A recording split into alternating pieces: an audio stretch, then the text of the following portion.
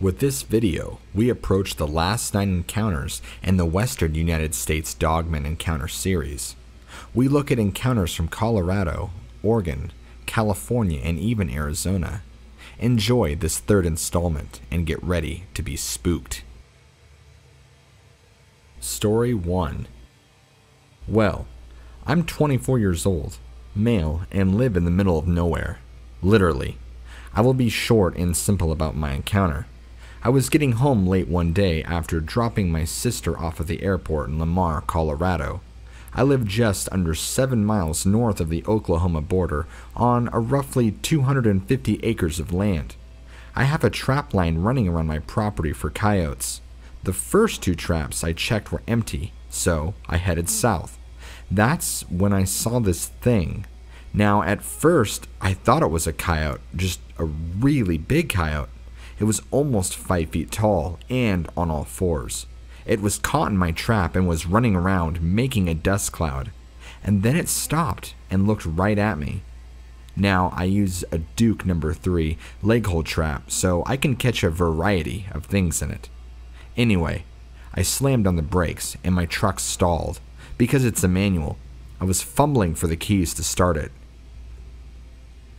It's an old farm truck with a carburetor on it, and it had quite an afterfire. Once it heard that, it lunged at me and roared. I saw that it had its hand, not paw, but an actual hand, caught in my trap. Well, the right hand to be exact. It had been probably looking for the dead rabbit I had in the bait hole next to the trap. It then stood up and ripped the 2 earth anchors I had 24 inches in the ground right out. It took me a long time to put them in with a 10-pound hammer, but it pulled them straight out like it was nothing in just 15 seconds. After it did that, it just stood there, looking at me. It felt like an eternity, and I knew my .357 Magnum would do nothing to stop this thing if it came at me. I prayed to God Almighty that it wouldn't come for me in my truck. I was looking at it in shock and awe, and noticed that it had orange amber eyes. They weren't glowing. Instead, they had a tint, like a cat's eyes in the dark. They may have been reflecting my headlights. I can't be too sure. It then took a step towards me, curled its upper lip, showing me its teeth. They were humongous. The longest 2 had to have been 4 to 5 inches long easily. It then growled at me, and then it was gone in the blink of an eye. I was scared shitless then. I jammed the truck into gear and spun the tires, getting out of Dodge. Like I said earlier, it seemed like an eternity, but it must have lasted no more than 30 seconds at max. I later returned with an Indian friend of mine. I grew up with him and trusted him. He told me some stories that were passed down through his grandparents' tribe and mentioned something about a Loup Garoo, or the French werewolf. He also told me how fur trappers in the late 1700s to 1800s were chased off the land in the Rockies from this creature. Story 2. On August 27, 2016, my 10-year-old grandson was sitting in a car at a restaurant parking lot waiting for his paternal grandmother. Across the street from him, on a sidewalk, he noticed a large creature, which I determined to be 7 to 8 feet tall from talking with him. It was walking on 2 legs towards a wooded area at the end of a sidewalk and disappeared into some brush. The creature did not appear concerned about my grandson, as it was in no hurry. When I asked him about what he had seen, he described a classic canine-type dogman with red eyes. His distance from the creature was approximately 30 feet. Daly City is a semi-rural with many pockets of woodlands and some tracts of forest. The area where he saw the creature has paved roads and sidewalks, ringed with areas of trees. Story 3. 1953. The encounter I'd like to share is not my own, but that of my mother. She used to tell me stories when I was young about strange things she had experienced in her lifetime. I remembered this Dogman type of encounter while listening to many Dogman shows on YouTube. There's not particularly a lot of detail to this encounter, but what you might find interesting is the location. The sighting took place in Sacramento, California around 1953, not too far from our state's capital. Using Google Maps to get an approximate location and lay of the land, I could see the sighting area was about 1,000 feet to the west and of perpendicular to the American River. Across the river from the east bank, it's only about another 2,000 east to the state capital. So, this took place fairly close to a heavy populated area. My mother states that when she was about 12 years old, she was lying on the couch watching television. That's when she noticed a scary dog face looking at her through a low pane window. The window was either on or by the door. I am unclear on this fact. In any event, the head, she said, must have been about 2 to 2.5 feet above the ground. She covered her face in fright with her pillow. After a minute or so, she snuck a peek, figuring she must be imagining things. She saw it was gone and felt a little better. Then she noticed it was now looking through another higher window. Its head was now about 4 to 4.5 feet above the ground, according to her recollection. There was nothing outside that window for a dog to stand on, and at that point she just ran to another room in terror. She doesn't really recall what happened after that. She describes the animal as being dark gray with glowing red eyes, seemingly panting or baring its teeth. She didn't see the body, but had the impression that it was thin. Unfortunately, she doesn't recall the time of day, month, or season.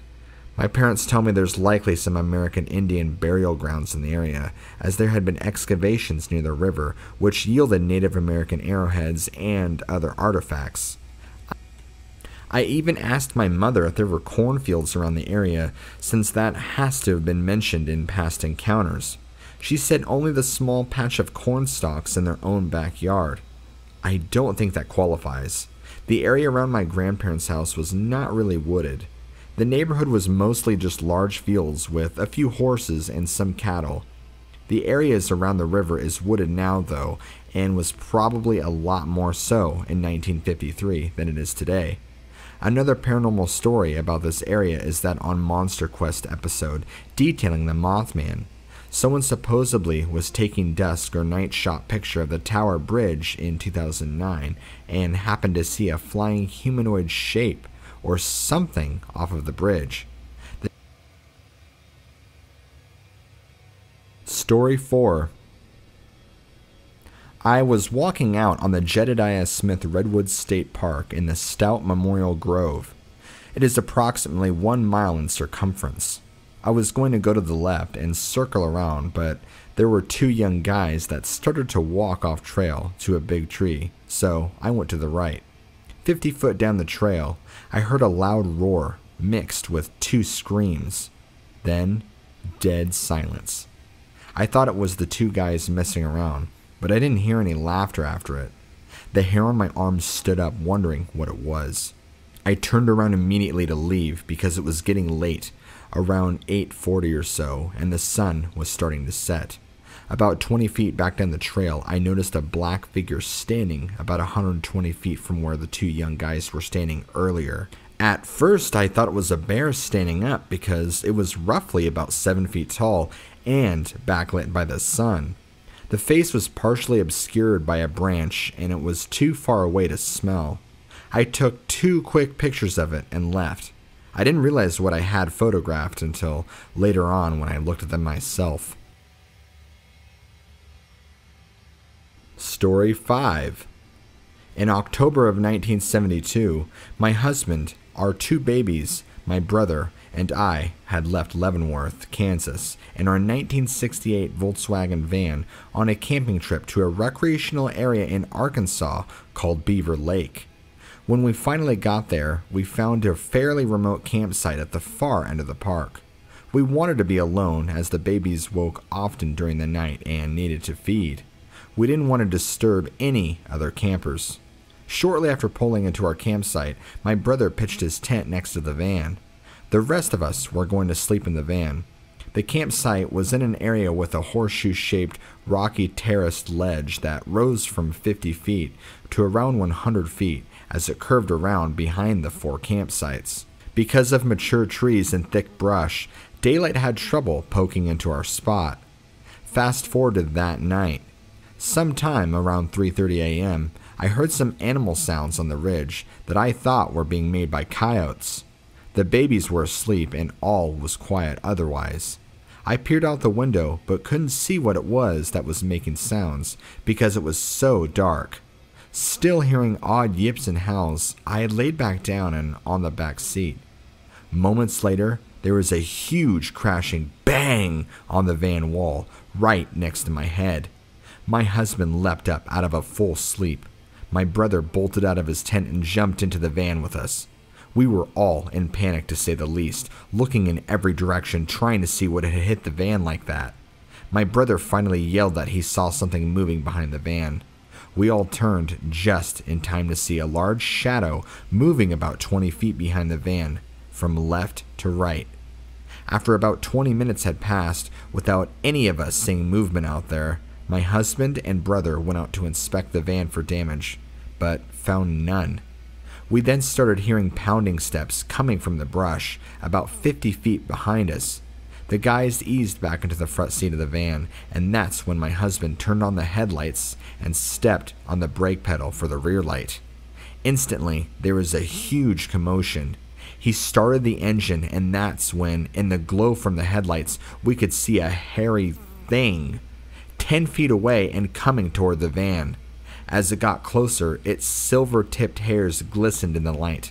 It had a grayish streak from its shoulders down to its back to its buttocks. The creature was walking on 2 legs and was around 7 to 8 feet tall, and it had a barrel chest and skinny legs. It never gave us a good view of its eyes, so I can't tell you what they look like. I could see that the face was not ape-like at all. It was very dog-like. Its ears had tufts of fur on top of them, and it was very human-like in its movements and general body structure. It moved smoothly and quickly around to the back of the van where it followed the base of the ridge away from us, and that's when it leapt out a menacing huff and a low rumbling growl like a dog. Insanely, my husband and brother bolted from the van trying to get a better look. That's when a shower of gravel came at us. My husband and brother tore back into the van and burned up the road just getting us out of there. I kept looking in the back window and they looked in the rearview mirrors, but none of us ever saw it again. It just didn't seem like a Sasquatch was what we had seen. It seemed too dog-like in its face and was too slim in its body. I still have PTSD-like feelings to this day, just from the encounter alone. Story 6. August was 17 years old at the time. My dad and mom had taken my little brother and sister to Tucson to do something for the day. We lived in a trailer in a rural area outside of Sierra Vista. We had 2 horses, 2 dogs, a cow, and chickens on the small amount of land we had. As the oldest son, it was my job to feed and take care of them. On the night in question, it was a stormy monsoon rain with thunder and lightning going on. But, like monsoons can be, they rage and then settle into a lull, and rage again. I was getting ready to settle down and watch a good movie, when all of a sudden, my 2 dogs started barking and wouldn't shut up when I told them to calm down. In the previous week or so before that, my dogs had been acting up and barking a lot at night. I attributed this to coyotes that I heard howling in the night. So, I got my dad's rifle and just 1 bullet, in case I had to shoot to scare off the coyote, or kill it if rabid. I rested the loaded rifle near the wall, by the back door and turned on the floodlights outside the trailer. The rain had just stopped, so I looked out by the window near the front door and saw our 2 horses and cows staring, as if through the front door to the back door of the trailer, where the dogs were barking. I thought, maybe they're scared of the coyotes. So I grabbed the rifle and opened up the back door. As I was getting near the back door, I heard my dogs whimpering and crying. Now I was thinking, is it be a pack of coyotes? So I put a few bullets in my pocket, figuring I could load them if I didn't like what I saw. I opened the door and the darndest thing happened. My 2 dogs beeline rushed past me to the center of the trailer and hunkered down, in the kitchen. Mud is everywhere on the floor, from their paws, and I'm pissed, because now I have to clean this up.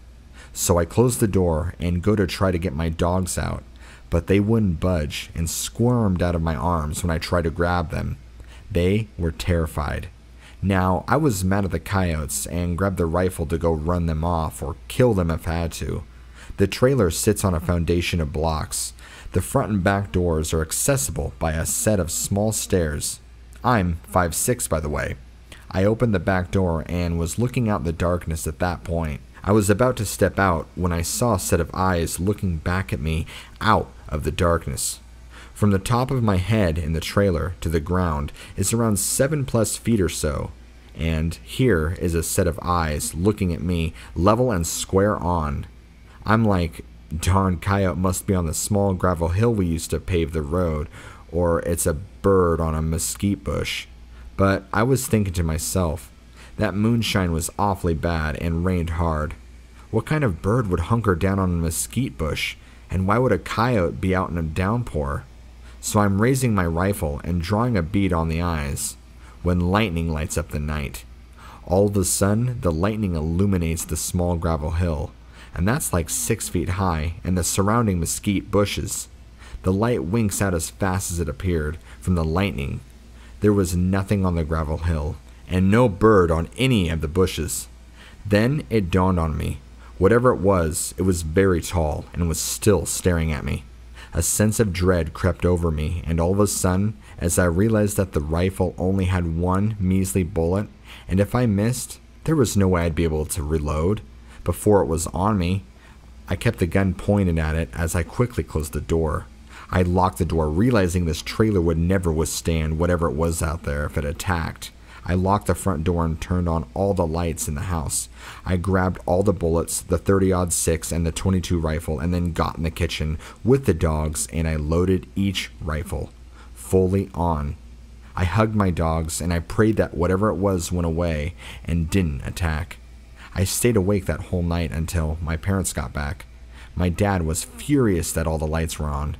My dad checked outside for supposed coyotes, but whatever it was gone, and I could only hope it was gone for good. Story 7. July 2nd, 2015. While scanning the valley floor for sheep a mile from my house, I noticed 2 loping figures. Initially, I thought the figures were coyotes, or maybe stray dogs, but as the 2 figures neared an old sunken vehicle, I realized that the things were about the size of the vehicle, nearly 8 feet in length. Now, no animal could be that big on the reservation. I watched the 2 figures until they disappeared into the woods across the valley. It was starting to get dark, but the moon was bright enough, so I walked without a light. As I walked down the mountain, I heard something yelling. It was like a howl or a yell. I started to hurry. Then, when I got to my house, I locked the door and spent the night listening to the strangest sounds I've ever heard. I'm sure it was a skinwalker or a werewolf or something. Story 8. Back in the early 80s, 4 of us decided to make a trip down to the Snake River, which was about 5 miles from the town we lived in. This was in eastern Oregon. Lots of sagebrush and hills. It was at the beginning of winter, so there was only a slight amount of snow on the ground. It was going to be a full moon that night, and we knew it would be a spectacular view of the river. Me, my husband, my sister, and her boyfriend were in our '68 Mustang, and we were so cool. We got some beer and had some weed, and we were just going to relax and enjoy the night. It was about 11 o'clock when we headed out. The place we were going to was a recreational area where people could camp, launch their boats, etc. To get into the place, though, you have to leave the main road, dirt and gravel, dip down toward the boat docks that made a loop onto the upper portion of the parking lot. Everything was going well. The moon lit things up enough that you could make out shapes around you. We had just parked the car and were talking. My husband lit up a joint and then passed it to me. We were in the front seats, my sister and her boyfriend in the back. Just as I was getting ready to take my hit, I saw something move out in front of the car, maybe 20 yards out. My first thought was that maybe it was a deer. I was turning to pass the joint back and saw it moving to the right of the car. My sister knew something was up right away. She was about to ask what was wrong when she saw this thing moving toward the back of the car. Note that I had barely taken a hit, My sister didn't smoke or drink, and no one else had time to do so. All of us were sober. We both said, "What is that?" The guys asked what, and we said something is out there. They just started to laugh, but then they saw it moving around the left of the car. At that point, I got the goosebumps all over my body, and I had a very bad feeling about the whole situation. This thing moved around to the front of the car again, but I noticed it was closer than before. At that point, I wanted to get out there and fast, and of course I was totally spooked, and the guys wanted to know what it was. This thing had circled the car once more, and when it got in front of it again, my husband hit the headlights. Nothing. What the hell? It had been just right there a second before. When he hit the headlamp, it was on the right side of the car again, much closer than before. We just couldn't tell what it was. By this time, my sister, who was only 13, was freaking out, and so was I. We kept yelling for my husband to get us the fuck out of there. He must have been creeped out too, because he started the car, slammed it into reverse, and spun out there backwards, heading for the Loop so we can get back to the main road. We skidded around the Loop, dropped down toward the boat docks, and began the slight climb up to the main road. We thought we were in the clear, but just then the scariest thing I had ever experienced up until that time in my life happened. As we began the climb out of the edge of the headlights, but in plain view, a creature appeared. It stood upright like a person, but was extremely skinny and covered in long, kind of silvery brown hair. It turned when the headlight hit it, and we were so close we could see some pretty good detail. This thing looked directly into my eyes, and I swear it was giving me a good once-over, as if to memorize my face or something. Its eyes had dark pupils, and the look of them was like looking at a madman. Pure evil and insanity seemed to be the only thing in them. As soon as this happened, which couldn't have been more than just a few seconds, my husband hit the gas as was aiming right for it. He said later he was trying to hit it. It then moved so fast it was almost a blur and was gone. Why it even got caught in the headlights, I don't know. All I know is that we beat feet out of there as fast as we could. It was freezing outside and in the middle of nowhere. There was no homes, businesses, nothing. We couldn't figure out what we saw, but the only thing that came to mind was werewolf. Many creepy things happened in that area, and I refused to go there anymore. Story 9. Hi, my name is Kale, and this is a story of the first time that I saw a werewolf. It happened when I was a little boy, about 8 to 11 years old. I lived in Estonia, and I still do. Me with my stepfather, mother, older sister, and younger brother, and our dog, had went in the summer to our summer home. It was a beautiful old house that my parents had bought. We bought new windows to it because they didn't have any. So one night, me with my sister wanted to sleep in a tent. So our stepfather set the tent up and we spent the night in there. I was a little nervous because I had heard that the forest near our house has bears. But my mother said that bears don't come close to humans. And well, she was right. What I saw wasn't a bear. At around midnight, when my sister was sleeping, I had to go to the bathroom, and so I got out and walked pretty far from the house to do my business. When I finished, I heard like a howl and screeching mixture. I looked around but didn't see anything. I thought it was in my head because I really like werewolves and wolves, but there were no wolves in our forest. Not that I would know, but I had asked my mother. I just felt like something or someone was staring at me, watching me. I started to walk back to the tent when I heard a scream that still haunts me. It was the scream of a deer, but it sounded like it was drowning. A few minutes I heard a rustle in the bushes. I looked toward the big bush near me, which was roughly 50 feet towards me, and saw an animal with red, yellow glowing eyes that were looking directly at me. I thought it was a neighbor's dog, but they lived a few miles away, and the dog isn't so big than it was. So I was startled because my second thought was a bear, and I didn't move because I knew when you meet a wild animal, you can't turn your back to it, so you had to walk away slowly backwards. But when I tried, I wounded my foot, and that thing growled at me so loudly. I couldn't walk away. I was afraid by knowing that it wasn't a bear. Bears don't growl like that. I stood there, this thing staring at me, and I started to smell a rotten stink mixture with blood. It growled again, with even more intensity. A few minutes had gone by, of which of course felt like hours. But then something happened, which I can only dream of. The thing stood on its back legs, and I saw what it looked like. Like I said, I was a big fan of werewolves, but I didn't think I would meet one. It was about 8 to 8.5 feet tall, with red, yellowish eyes, covered in fur. Upper body had longer fur than the lower part, and it looked like a man, but it was bigger, and had a tail, and had a wolf or German shepherd's head. That thing stared at me for more minutes and came closer. It had black claws and brown fur, and it sniffed me really close, like 5 feet away, and then stopped. It showed me its teeth by opening its mouth, and then I saw how its teeth were covered in blood. I think it saw how scared I was because I was crying. Then it turned around and walked toward the forest. But before it went in, it turned around and looked at me, like seeing if I was still watching. It howled and ran into the forest. When it was gone, I finally got my body to move and I walked to my tent. With my heart pounding in my chest, I finally got in and I could just feel the tears go down my face. I kept thinking about it and couldn't believe what I saw, so I tried to fall asleep. When I woke up in the morning, I wasn't sure if it was real or if I just had an intense dream. It felt so real, and at night there was a full moon. When I checked my foot, I saw a wound that I got last night, and I believed it was real. I haven't told anyone the story yet, because I don't like it when people say that I make stuff up, like with my other stories, but I saw it for real. I'm now older, and seeing the videos of true werewolf encounters, I believe I really did see a werewolf. I haven't seen any more of them, of course, but who knows.